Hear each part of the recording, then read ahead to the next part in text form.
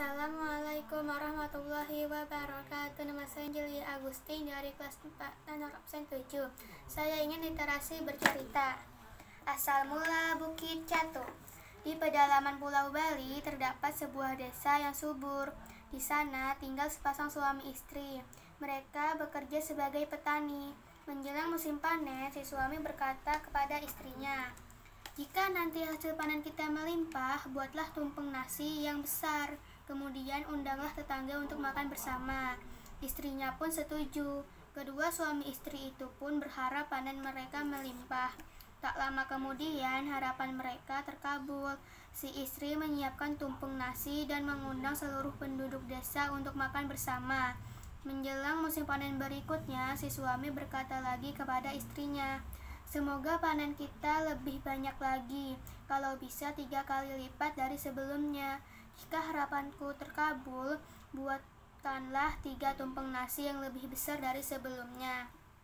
Kemudian si istri membuat 3 tumpeng dan mengundang seluruh penduduk desa untuk berpesta kembali.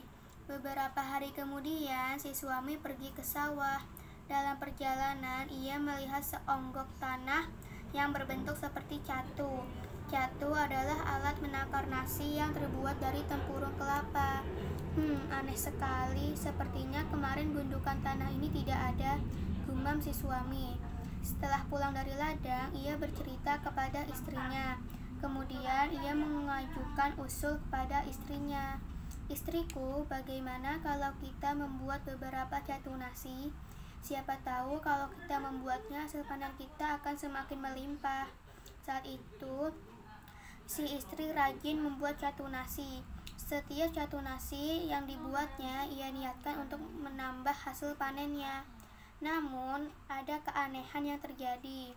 Saat pergi ke sawah, onggokan tanah yang ia temukan sebelumnya semakin membesar.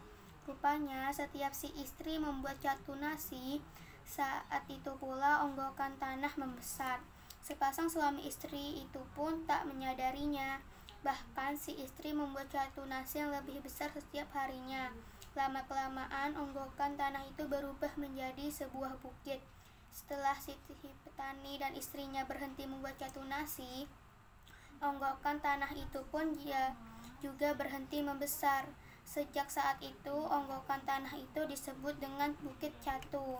Wassalamualaikum warahmatullahi wabarakatuh.